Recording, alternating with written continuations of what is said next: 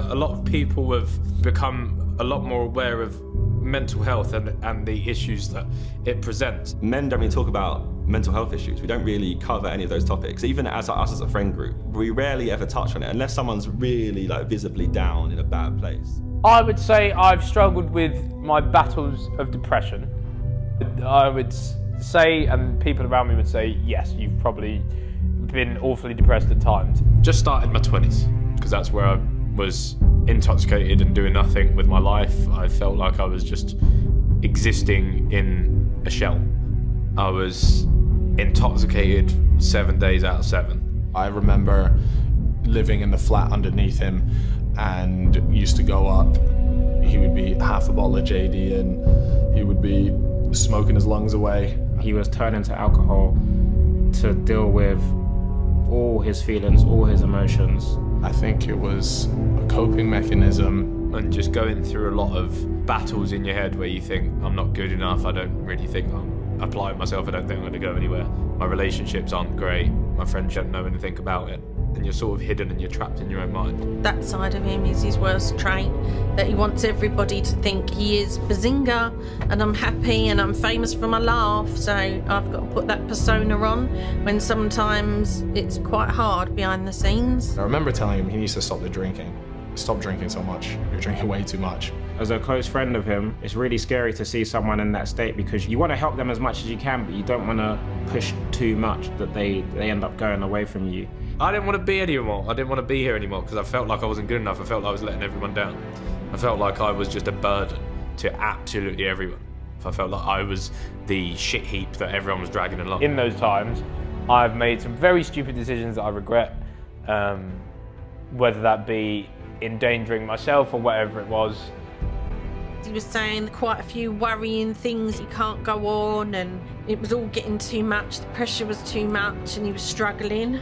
And I think when you end up going down that rabbit hole, you end up just talking yourself into stupid things. And I remember Ethan's girlfriend at the time knocking on my flat door and she was crying. I was like, yo, what's going on? What's going on? This is at like 4 a.m. in the morning. And she's telling me that Ethan's not in a good state and he's gone out. I got in my car pissed as a fart and I was ready to, that was it. Not many people know that. Not many people know that. And that's what I mean is I got in that car with the intention of not getting back out of it. But, oh, it's fucking deep. Yeah, I had the intention of not getting back out of the car that evening. I was very drunk and I ended up getting in the car and I left the flat with no intention of going back to the flat. I didn't know he felt that bad, that he felt that he had to even end his life or anything like that. I was panicking, I didn't know what to do. In your head, you've now whittled yourself down to meaning nothing. You don't really find any reason to be knocking about anymore. And that's where I'd ended up at like 3 o'clock in the morning. And I'd sort of convinced myself that now was the perfect time to just make myself disappear.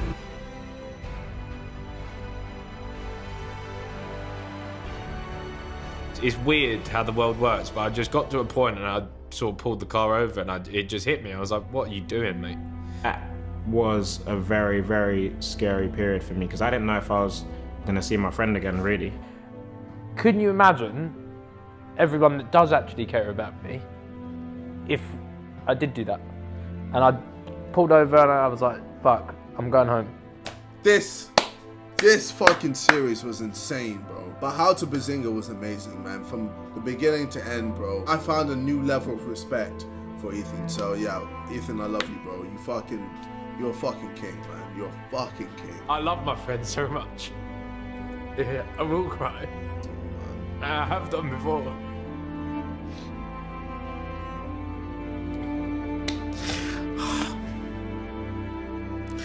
I love my friends. Nah, you're a king, bro. Nah, for real, you're a king, man.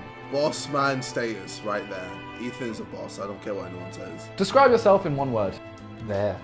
Just there. That's so... That's sad. That's really sad. That's actually sad. Relax. That's really sad.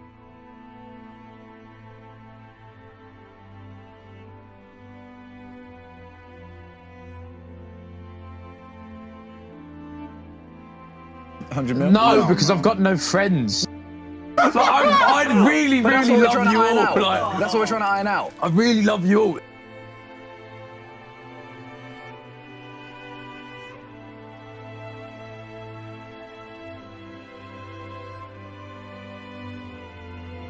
just fucking, everything can get better. It might even just be going out in the sun today or whatever. It might flip your whole shit around. Even you might be in the maddest situations where you're like, fuck this.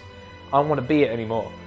Trust me, stuff gets better. And I know, fucking touch wood, I'm this guy that's, you've got this around you. Listen, not everything's materialistic, bro. Not everything's materialistic. It doesn't matter about what you have and what you earn, whatever. It does not matter. Me and my mum are almost like an unbreakable bond. She's like my best friend rather than a mum. We go through everything together. Always have done. Probably always will. Ethan's my whole world. My absolute heartbeat. Without him, there is no heart. Not many people know, but I actually had Ethan on my own. So it was a very, very emotional day. One that I'll treasure forever. The real dad disappeared when I was conceived. It was very tough. Carrying him on my own and consciously having him on my own has driven me to always fight for every cause. She made that choice. It's the reason I'm sat here today. He's all I've got and I'm all he's got. This is a fucking sick picture as well. Oh my god, that's an amazing picture. How well done. Fucking, hey, brother, come here. I love this guy, man. Man's just come around and bought me a whole fucking warehouse, bro. I love this. You're amazing.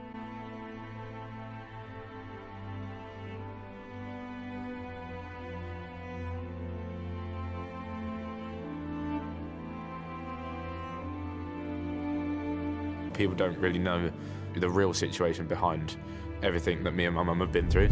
We knew that his childhood wasn't great. You know, he would tell us stories. As a teenager, it became apparent to Ethan that he had been abandoned twice and realised that a lot of our life was a lie. We knew that his dad left home from an early age and that his mum was basically the mum and the dad. When Ethan was 6 months old, I met his fake dad, as he calls him. He was there till 13. It all went horribly downhill in that relationship due to drug addictions And debt. that my mum tried supporting him through, to one day just go to the shops and not come back. And then with that, I found out that it wasn't my biological dad due to the divorce papers. It's a bit of a sensitive topic for him. I feel like there's probably some anger at the world, like why has this happened to me? During that time is when my mum had cancer. His mum was his only support system. It was terrifying, and I didn't want him to think for 1 minute that I was going to die. So that would have been a very, very scary time for him. I had to find us somewhere to live and get back on our feet. I had to sit up the homeless office every single day, and it affected Ethan badly at school. Ethan would be a bit destructive. Just school didn't work for him, he didn't fit. That was the time that I sort of went off the rails. It was sort of just a whirlwind at that time. I can barely imagine what it feels like, so I can't really put into words how he must feel. I had to take antidepressants and see therapists. Yeah, it's really emotional. You might have to stop. Everything she went through whilst I was at secondary school is a real merit to the type of woman she is. I think younger Ethan had a lot of emotional baggage, but I think nowadays I've turned all of that energy into now something positive.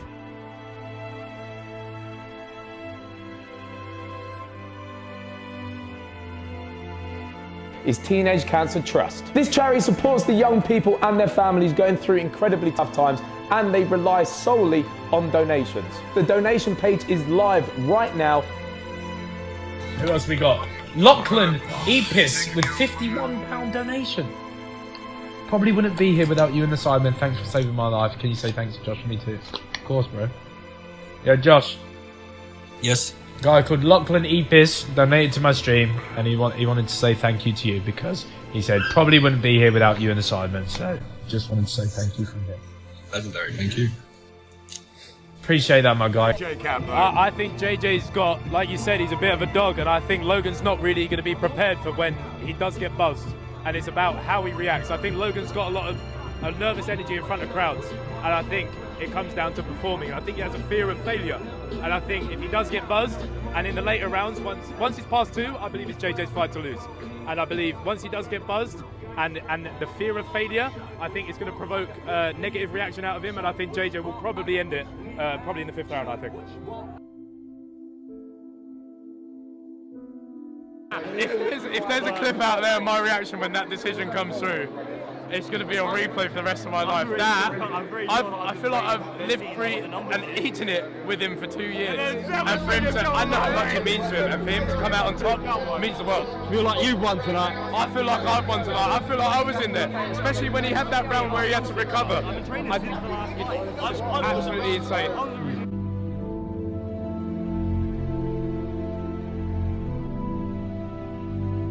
I'm so sorry, I could not contain myself. I've seen absolutely everything that this guy's put into this. This means so much to him.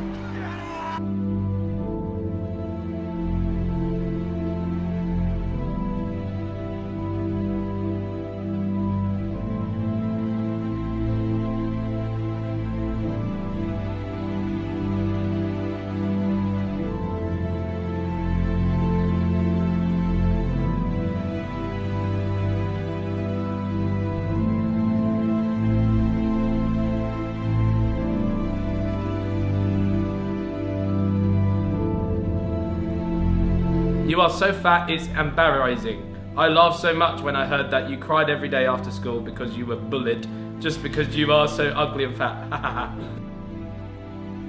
A lot of people say, how do you find motivation and stuff like that? It's sort of the same thing. You really do have to have that almost straight conversation with yourself. Like, I need to help myself here, even if it is going for a 20-minute walk. That's why I did my 30-day challenge. It was like, just be active for 20 minutes in the day, go for a walk, whatever it is. Yeah.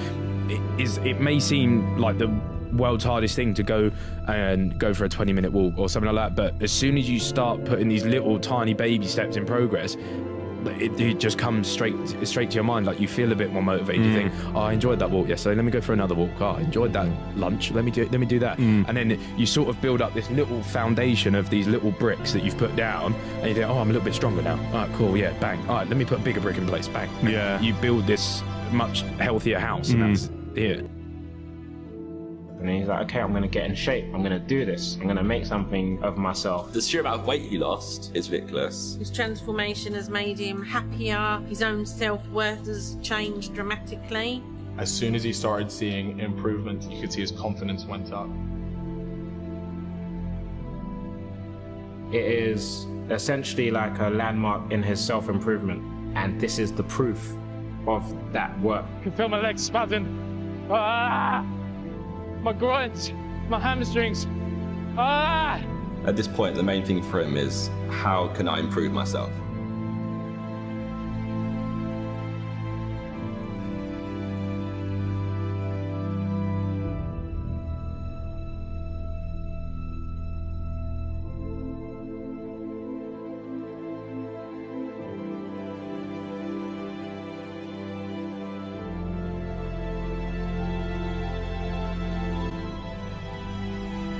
I've done it. I've done it. I've done it.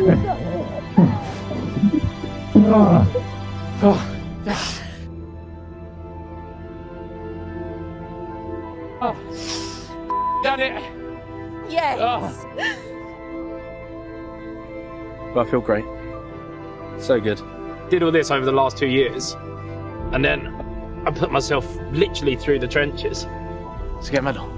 The running and the achievement is almost like a self-validation. Even though I know I shouldn't doubt myself, I still do at times. Whereas now it's such an achievement, you sort of sit there and you think, don't doubt yourself again. Now it's time to just help people that have been in similar situations and try and push out a positive message and get people to make the right choices.